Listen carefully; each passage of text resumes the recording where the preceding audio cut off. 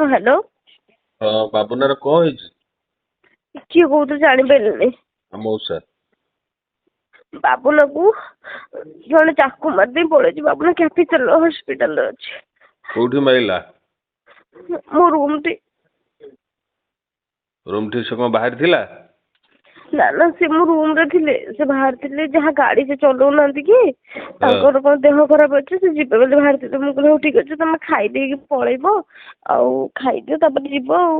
ମତେ କହିଲେ ହଉ ଠିକ ଅଛି ଆଉ ମତେ ପଇସା ଦିଅ ମୁଁ ଯିବି। ମୁଁ କହିଲି ହଉ ଠିକ ଅଛି ତମ ପଇସା ନେଇକି ଯାଅ ଆଉ ତାପରେ ମତେ ଗଲେ ତାପରେ ମାନେ ଯେ ମୋର ଏକ୍ସ ଥିଲା ସେ କେମିତି ହଁ କୁହ। ଯେ ମୋର ଏକ୍ସ ଥିଲା ସେ ଜାଣିକି କେମିତି କଣ ମୁଁ ଜାଣିନି ସେ ଆସିକି ତ ମୁଁ ତ କାର କହିଲି ଏକ୍ସ ଥିଲା? ମାନେ ମୋର ଆଚ୍ଛା ହଁ ତ ସେ ତାଙ୍କୁ ଚାକୁ ମାଡ଼ କରିଦେଇଛନ୍ତି। କିଏ ତାର କୋଉଟା? ତା ଘର ଡିଟେଲସ ମୁଁ ସବୁ ଜାଣିଛି ଭାଇ। ଜାଣିଛ ତମେ? ହଁ ମୁଁ ସବୁ ତା ଘର ବି ଦେଖିଛି ସବୁ ଦେଖିଛି।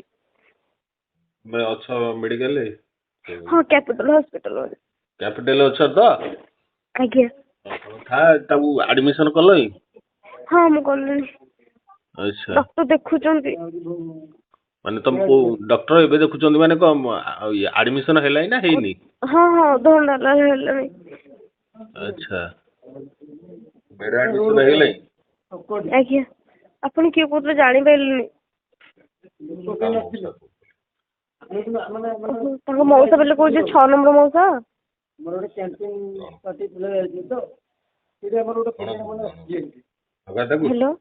ରଣପୁର ହ୍ୟାଲୋ।